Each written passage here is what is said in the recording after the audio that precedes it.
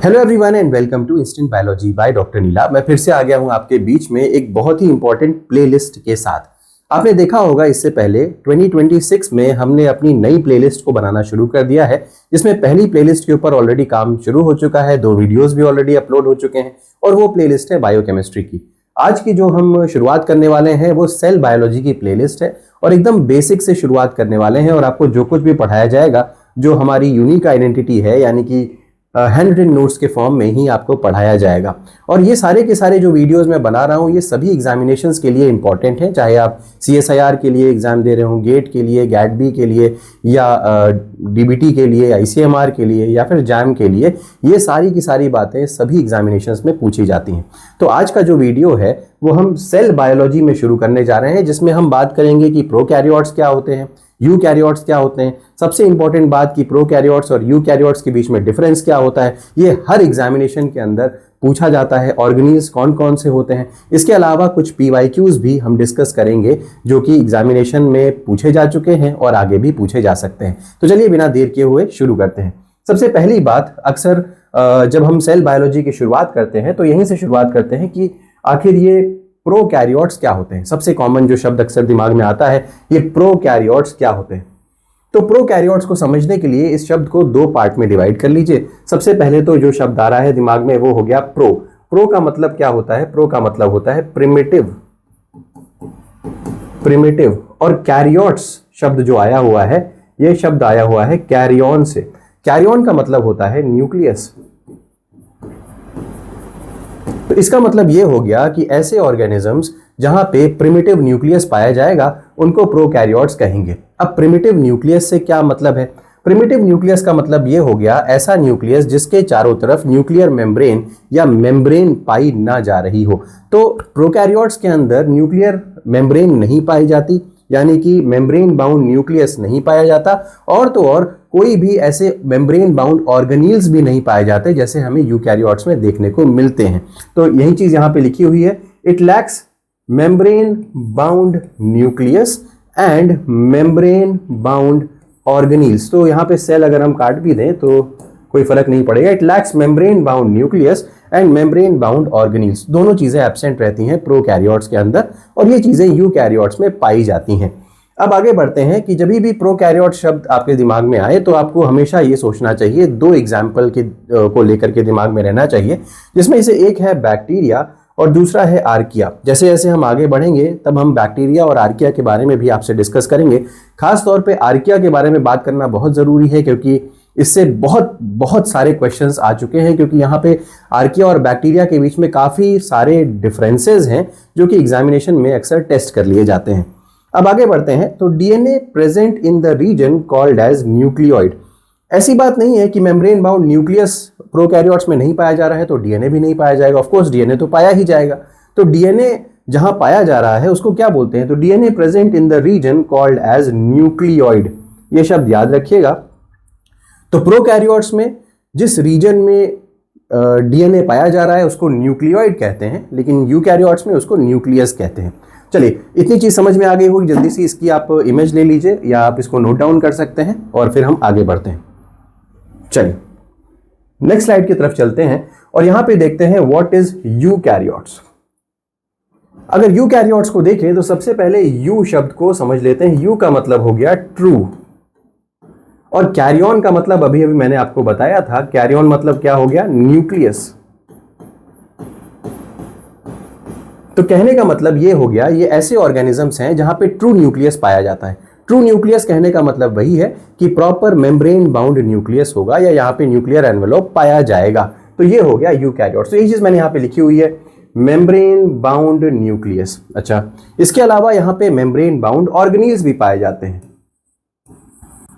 जैसे कि अगर हम बात करें एनिमल सेल्स की तो माइटोकॉन्ड्रिया हो गया, प्लांट सेल्स की बात करें तो क्लोरोप्लास्ट हो गया, एंडोप्लाज्मिक रेटिकुलम हो गया, गोल्गी एपरेटस हो गया।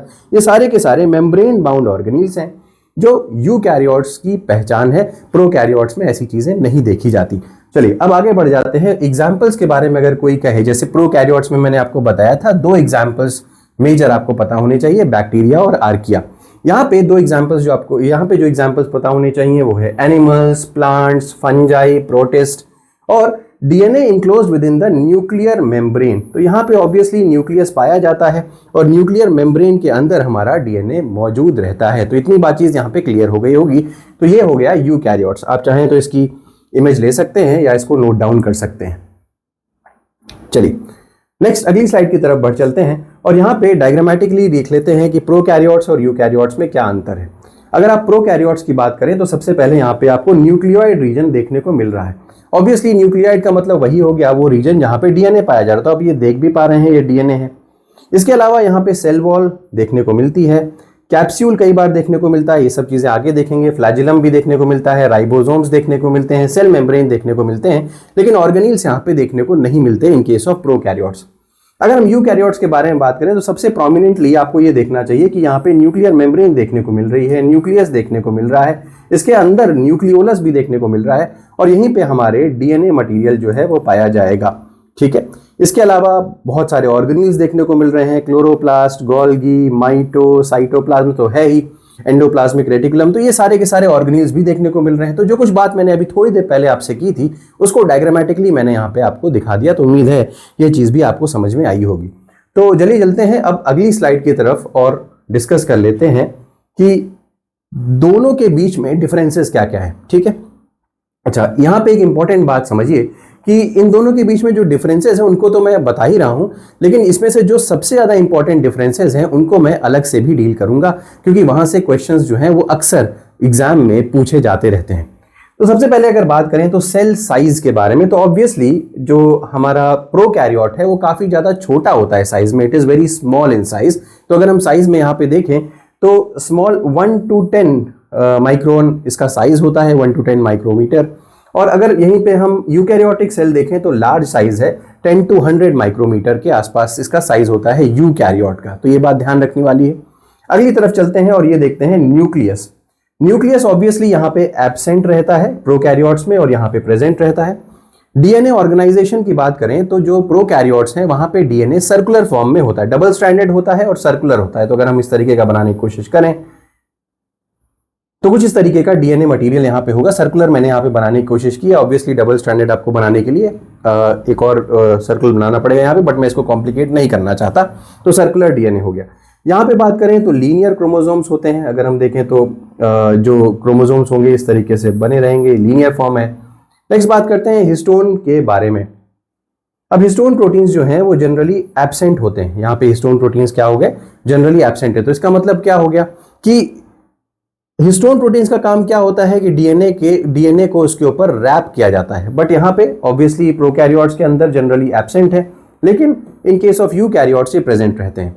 Membrane bound organelles obviously absent हैं, यहाँ पे प्रेजेंट रहते हैं। अगर हम राइबोसोम की साइज की बात करें तो 70S राइबोसोम पाया जाता है प्रोकैरियोट में और 70S एंड 80S दोनों पाए जाते हैं यूकैरियोट्स के अंदर। नेक्स्ट बात करते हैं सेल डिवीजन की। बहुत इंपॉर्टेंट पॉइंट है, प्रोकैरियोट्स जो होते हैं वो बाइनरी फिजन के थ्रू जनरली डिवाइड करते हैं, लेकिन वहीं अगर हम यूकैरियोट्स के बारे में बात करें तो माइटोसिस और मियोसिस के थ्रू यहाँ पे डिवीजन देखा जाता है। अगर सेल वॉल की बात करें तो पेप्टिडोग्लाइकन सेल वॉल होती है बैक्टीरिया की। वहीं अगर एनिमल्स की बात करें तो एनिमल्स में कोई भी सेल वॉल नहीं होती। वहीं प्लांट्स की बात करें तो सेल्यूलोज की सेल वॉल और फंजाई की बात करें तो काइटिन की सेल वॉल पाई जाती है। इन सभी चीजों के बारे में आगे डिस्कस होगी। नेक्स्ट बात करते हैं साइटोस्केलेटन की। अगर बात करें वैसे तो जनरली नहीं पाया जाता, अगर पाया भी जा रहा है तो काफी प्रिमिटिव फॉर्म में साइटोस्केलेटन पाया जाएगा। इन केस ऑफ जो प्रोकैरियोट्स हैं काफी प्रिमिटिव फॉर्म का साइटोस्केलेटन देखने को मिलता है। अब साइटोस्केलेटन का मतलब क्या हो गया समझने की कोशिश करें। जैसे कि हम अभी खड़े हैं यहाँ पे, तो हमारी बॉडी जो है वो सपोर्टेड किसके थ्रू है, स्केलेटन के थ्रू सपोर्टेड है। लेकिन अगर आप एक सेल के लेवल पे बात करोगे तो सेल का स्ट्रक्चर किस तरीके से मेंटेन्ड है, सेल अपना स्ट्रक्चर कैसे मेंटेन कर पाता है, उसको मेंटेन करने के लिए सेल के अंदर कुछ ऐसे प्रोटीन्स होते हैं जिनको आप कहते हैं साइटोस्केलेटन प्रोटीन्स। अब इसमें एक्टिन आ जाता है, ट्यूबुलिन आ जाता है, इंटरमीडिएट फिलामेंट्स आ जाते हैं। तो इस तरीके के जो एडवांस्ड प्रोटीन्स हैं वो यूकैरियोट्स में पाए जाते हैं, वेल डेवलप्ड होते हैं, लेकिन प्रोकैरियोट्स में काफी प्रिमिटिव फॉर्म के इस तरीके के प्रोटीन्स होते हैं, अगर होते हैं तो, वरना जनरली ज्यादातर केसेस में देखने को नहीं मिलते हैं। अब आगे बात करते हैं और फ्लैजिला में। फ्लैजिला प्रोकैरियोट्स में सिंपल टाइप का होता है और ये बना होता है फ्लैजिलन प्रोटीन के से। ये क्वेश्चन यहाँ पे एग्जाम में काफी ज्यादा पूछा जाता है। नेक्स्ट यहाँ पे देखें और यूकैरियोट्स में जो मूवमेंट के लिए जो ऑर्गेनील है, जैसे यहाँ पे सिंपल काफ़ी है, फ्लैजेलन प्रोटीन से बनता है, ये माइक्रोट्यूब्यूल से बनता है, कॉम्प्लेक्स है, 9+2 अरेंजमेंट में माइक्रोट्यूब्यूल्स यहाँ पे देखने को मिलते हैं। तो ये डिफरेंसेस हैं, खास तौर पे जो इंपॉर्टेंट डिफरेंसेस हैं उनको मैं अभी आगे डील करने वाला हूँ, जो एग्जामिनेशन में काफ़ी ज़्यादा पूछे जाते हैं। खास तौर पे जैसे राइबोसोम साइज के ऊपर क्वेश्चन अक्सर पूछा जाता है, डीएनए ऑर्गेनाइजेशन के ऊपर अक्सर क्वेश्चन पूछा जाता है। तो ये क्वेश्चंस को मैं अभी आगे डील कर लूँगा, आप चाहें तो इसकी एक इमेज जल्दी से ले सकते हैं। चलिए नेक्स्ट स्लाइड की तरफ बढ़ चलते हैं। अब जैसे कि मैंने आपसे कहा था कि इंपॉर्टेंट पॉइंट्स को मैं डिस्कस कर दूंगा अलग से, तो सबसे पहले यहाँ पे देखिए राइबोसोम डिफरेंसेस, ये बहुत इंपॉर्टेंट है एग्जाम के लिए। प्रोकैरियोट्स के अंदर जो राइबोसोम का साइज है वो छोटा होता है, यानी कि 70S टाइप ऑफ राइबोसोम पाया जाता है। ये S क्या चीज है? S का मतलब होता है स्वेडबर्ग कांस्टेंट, और ये कांस्टेंट डेंसिटी डिपेंडेंट होता है, यानी कि ये एडिटिव बिल्कुल नहीं होता। अगर मैं यहाँ पे बताने की कोशिश करूं, 70S को अगर आप फर्दर ब्रेक डाउन करें तो एक हो गया सब यूनिट 50S और दूसरा सब यूनिट हो गया 30S। अगर आप कहें कि सर 50S और 30S को दोनों को जोड़ दें तो 70S होना चाहिए, जवाब है नहीं होगा। क्यों? क्योंकि ये S जो यहाँ पे स्वेडबर्ग कांस्टेंट है ये एडिटिव नहीं है, ये डेंसिटी डिपेंडेंट होता है। आप जब भी इसको जोड़ेंगे तो वो 70S के बराबर नहीं होने पाएगा, एडिटिव फीचर यहाँ पे नहीं है। ठीक है, नेक्स्ट बात करते हैं यूकैरियोटिक राइबोसोम की। यूकैरियोटिक राइबोसोम एडवांस्ड होता है 80S, इसको आप जोड़ेंगे तो 60S और 40S है, यहां पर भी कभी आप इसको जोड़ोगे तो 80S नहीं होने पाएगा। अब बहुत सारे स्टूडेंट्स यहां पे कंफ्यूज करते हैं। अगर कोई पूछे कि यूकैरियोट्स के अंदर कौन से टाइप के राइबोसोम्स पाए जाएंगे, तो आपको कहना चाहिए 80S भी पाया जाएगा और 70S भी पाया जाएगा, 80 भी पाया जाएगा और 70 भी पाया जाएगा। ऐसा क्यों कह रहा हूं?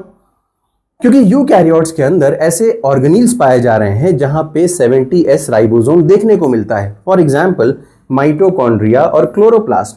तो माइटोकॉन्ड्रिया और क्लोरोप्लास्ट के अंदर जो राइबोसोम पाए जाते हैं वो 70S टाइप के हैं। तो ऑब्वियसली हम ये बात जानते हैं कि यूकैरियोटिक सेल के अंदर माइटोकॉन्ड्रिया और क्लोरोप्लास्ट तो होते ही होते हैं, तो इसीलिए यहाँ पे 70S राइबोसोम अगर है तो हमें कहना चाहिए कि यूकैरियोट्स के अंदर 80S भी पाया जाता है और 70S भी पाया जाता है। अगर कोई पूछे 80S कहाँ पाया जाता है, तो 80S आपका साइटोप्लाज्म के अंदर पाया जाएगा और ER के ऊपर पाया जा सकता है। वहीं अगर 70S पूछा जाए तो कहाँ पाया जाएगा? माइटोकॉन्ड्रिया और क्लोरोप्लास्ट के अंदर पाया जाएगा। अब यही बात जो माइटोकॉन्ड्रिया और क्लोरोप्लास्ट के अंदर जो राइबोसोम 70S पाया जाता है, ये बहुत बड़ा सपोर्ट बनी थी किस चीज के लिए? एंडोसिम्बायोंट थ्योरी के लिए। आप में से बहुत सारे लोगों को इस थ्योरी के बारे में पता भी होगा, अगर नहीं पता है तो इस चीज को समझिए। एंडोसिम्बायोंट थ्योरी ये कहती है कि जो माइटोकॉन्ड्रिया और क्लोरोप्लास्ट हैं इनका जो ओरिजिन है वो प्रोकैरियोटिक ओरिजिन है, यानी कि ये बैक्टीरिया से डेवलप हुए हैं। ये कहने का मतलब है एंडोसिम्बायोंट थ्योरी का। और अगर आप इस चीज को गौर करें तो बैक्टीरिया में भी 70S राइबोसोम होते हैं और माइटोकॉन्ड्रिया और क्लोरोप्लास्ट में भी 70S राइबोसोम होते हैं, तो काफी समानता हो गई। इसी वजह से इसको एंडोसिम्बायोंट थ्योरी कहते हैं।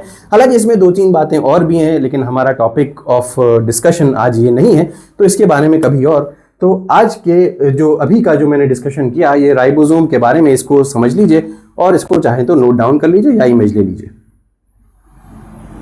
चलिए अगली स्लाइड की तरफ बढ़ चलते हैं और देखते हैं डीएनए ऑर्गेनाइजेशन। ये भी काफी इंपॉर्टेंट है, कई बार एग्जामिनेशन में आता भी है। प्रोकैरियोट्स में सिंगल सर्कुलर क्रोम पाया जाता है, यानी कि एक ही क्रोमोसोम पाया जाएगा, सर्कुलर होगा वो। ठीक है, ये बात याद रखिएगा, सिंगल सर्कुलर क्रोमोसोम। जैसे हमारे अंदर 46 क्रोमोसोम्स होते हैं, वैसे ही बैक्टीरिया के अंदर सिंगल एक क्रोमोसोम होगा, सर्कुलर होगा, लीनियर नहीं होगा। दूसरी चीज, located in the nucleoid, obviously क्योंकि न्यूक्लियस पाया नहीं जा रहा तो nucleoid. No nuclear membrane, obviously ये भी बात डिस्कस कर चुके हैं। प्लाज्मिड्स में भी प्रेजेंट। अब प्लाज्मिड्स क्या होते हैं? एक्स्ट्रा क्रोमोसोमल जेनेटिक मटेरियल होते हैं, तो ये बैक्टीरिया के अंदर अक्सर देखने को मिल जाते हैं। जेनेटिक्स में प्लाज्मिड्स के बारे में डिटेल में डिस्कशन होगा। तो प्लाज्मिड्स में भी प्रेजेंट पाए जा सकते हैं, हमेशा पाए जाएंगे ऐसी कोई जरूरी बात नहीं है। प्लाज्मिड्स सर्वाइवल के लिए एसेंशियल नहीं होते। हाँ, अगर प्लाज्मिड पाया जा रहा है तो बैक्टीरिया को एडेड एडवांटेज जरूर मिल सकता है, इसीलिए प्लाज्मिड को हम एक्स्ट्रा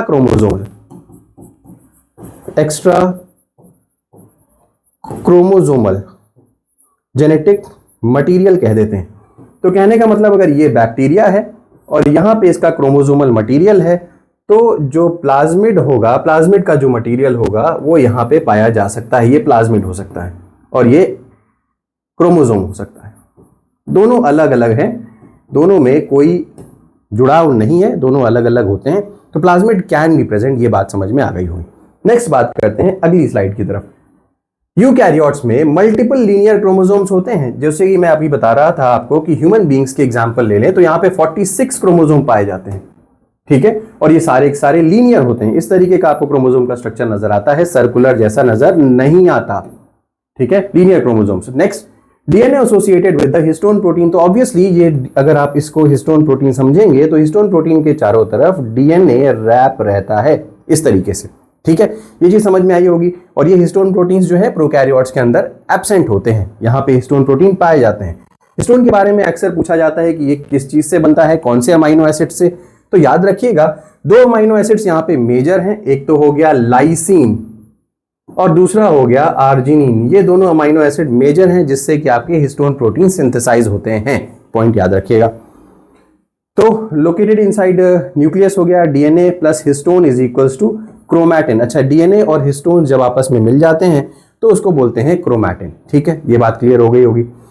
अब ये समझ में आ गया located inside the nucleus. Next slide की तरफ बढ़ चलते हैं। अब मेम्ब्रेन बाउंड ऑर्गेनील्स कौन कौन से होते हैं यूकैरियोट्स के अंदर? बहुत सारे मेम्ब्रेन बाउंड ऑर्गेनील्स हैं। क्या इन सभी के बारे में पढ़ेंगे? जी हाँ, सबके बारे में पढ़ेंगे, आज नहीं पढ़ेंगे। अभी मैं आपको बस एक ब्रीफ एक ट्रेलर दिखा रहा हूं, पिक्चर पूरी अभी आगे आने वाली है।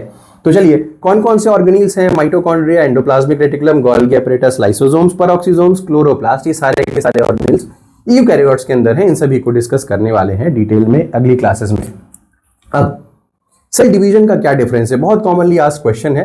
प्रोकैरियोट्स बाइनरी फिजन के थ्रू डिफरेंशिएट करते हैं या डिवाइड करते हैं बाइनरी फिजन के थ्रू। वहीं अगर यूकैरियोट्स की बात करें तो माइटोसिस और मियोसिस के थ्रू डिवाइड करते हैं। माइटोसिस इक्वेशनल डिवीजन है और मियोसिस जो रिडक्शनल डिवीजन है।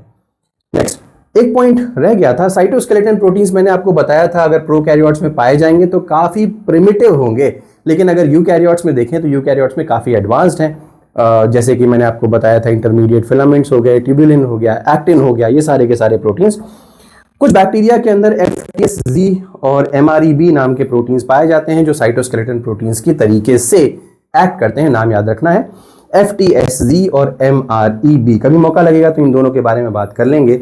FTSG और MREB नाम का प्रोटीन है, ठीक है। तो सेल डिवीजन डिफरेंस के बारे में भी हमने देखा। अगली स्लाइड की तरफ बढ़ चलते हैं और ये हो गए PYQs या MCQs जिनको आपको प्रैक्टिस करनी है और इससे आपको काफी कुछ समझ में आएगा। चलिए देखते हैं। Which one of the following feature is common to both prokaryotic and eukaryotic cell? दोनों में कौन पाया जाता है? मेम्ब्रेन बाउंड न्यूक्लियस ऑब्वियसली नहीं होता, लीनियर क्रोमोसोम्स ऑब्वियसली नहीं होते, एंडोप्लाज्मिक रेटिकुलम ऑब्वियसली नहीं होता, राइबोसोम्स जरूर पाए जाते हैं। इन केस ऑफ प्रोकैरियोट्स अगर हम कहें तो राइबोसोम कितने हैं? 70S टाइप का राइबोसोम। और इन केस ऑफ यूकैरियोट्स अगर आप देखेंगे तो 70S भी है और 80S भी है, ये है, ठीक है। अगली स्लाइड की तरफ बढ़ चलते हैं और डिस्कस करते हैं। Which of the following statements about prokaryotic cells are correct? तो DNA is associated with histone proteins. तो प्रोकैरियोटिक सेल के बारे में पूछ रहा है, तो प्रोकैरियोटिक सेल हिस्टोन प्रोटीन्स नहीं पाए जाते, तो ऑब्वियसली ये ऑप्शन गलत हो गया। Ribosomes are present in the cytosol. अब ऑब्वियसली राइबोसोम्स तो पाए ही जाएंगे क्योंकि प्रोकैरियोटिक सेल है तो राइबोसोम तो होंगे ही, 70S टाइप होंगे। Next, membrane bound organelles are absent, ये भी बात सही है। Fourth, cell division occurs only by mitosis, ये बात गलत हो गई। तो सेकंड एंड थर्ड ऑप्शन जो है बी ऑप्शन हमारा करेक्ट हो गया। नेक्स्ट चलते हैं अगली स्लाइड की तरफ। Which of the following cellular components contain 70S ribosomes in eukaryotic cell? Obviously 70S ribosome हमने बात भी की थी एंडोसिम्बायोट थ्योरी के बारे में, और मैंने आपको कहा था माइटोकॉन्ड्रिया में भी पाया जाता है, क्लोरोप्लास्ट में भी पाया जाता है। साइटोप्लाज्म की अगर बात करेंगे तो यहाँ पे 70S ना पाया जा करके 80S पाया जाता है। तो माइटोकॉन्ड्रिया और क्लोरोप्लास्ट 1 और 2 ऑप्शन हमारा हो गया ए। अगली स्लाइड की तरफ बढ़ चलते हैं। The size of ribosomes in prokaryotes and eukaryotes are. Size of ribosomes, देखिए राइबोसोम्स के ऊपर बहुत बार क्वेश्चन रिपीट में आते हैं। Size of ribosomes in prokaryotes and eukaryotes are. अगर आप प्रोकैरियोट्स की बात करेंगे तो भाई साइज ऑफ राइबोसोम 70S है, और अगर आप यूकैरियोट्स की बात करेंगे तो साइज ऑफ राइबोसोम 80S है। तो 80S और 70S देखिए सबसे पहला ऑप्शन दिया हुआ है आपको कंफ्यूज करने के लिए। हमें ये नहीं चूज करना, हमें बी चूज करना है 70 एंड 80, क्योंकि पहले प्रोकैरियोट पूछा है और बाद में यूकैरियोट पूछा है। तो इस तरीके की चालाकी जनरली CSIR गेट के एग्जाम वाले करते रहते हैं, तो आपको ध्यान देना है, हड़बड़ाहट में पहला ऑप्शन मत चूज कर लीजिएगा। चलिए नेक्स्ट स्लाइड की तरफ बढ़ते हैं। अगला क्वेश्चन है, Which one of the following statements best explains the presence of 70s ribosomes in mitochondria and chloroplast? तो जैसे ये किस चीज से एक्सप्लेन हो रहा है? ऑब्वियसली एंडोसिम्बायोन थ्योरी से एक्सप्लेन हो रहा है। एंडोसिम्बायोन थ्योरी क्या कहती है?